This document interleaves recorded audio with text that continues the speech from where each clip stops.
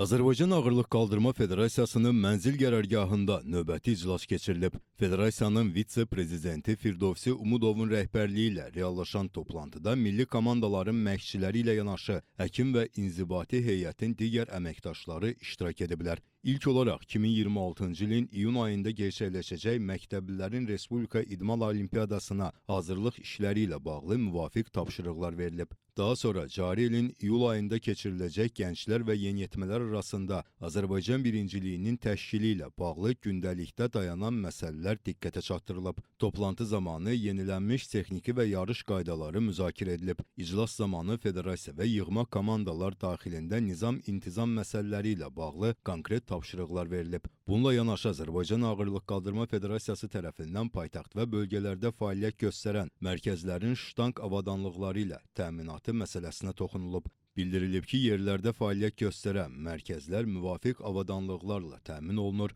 və proses hazırda icra mərhələsindədir. Toplantının sonunda federasiya daxili cari məsələlər ətrafında fikir mübadiləsi aparılıb.